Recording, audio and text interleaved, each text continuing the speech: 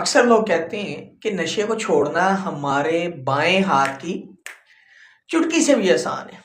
जब चाहे छोड़ दें, जब चाहे कर लें। तो याद रखें, नशा ऐसे नहीं छूटता। करें, एक्सपेरिमेंट करें, छोड़ें, करें, छोड़ें, करें। आप आखिर एक दिन थक हार कर, मजबूर होकर खुद फैसला लेंगे कि मुझे नशे का इलाज करवाना चाहिए। लेकिन फिर अफसोस होगा, ना तब आपके पास कोई रिश्ते बचेंगे, ना आपकी जिंदगी जो है आपका साथ देगी सेहत, और ना ही जो है आपके पास पैसा होगा।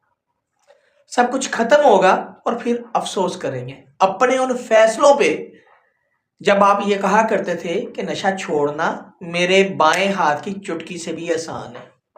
तो ऐसा नहीं है। इसको छोड़ने के लिए प्रॉपर तरीके इलाज की जरूरत है।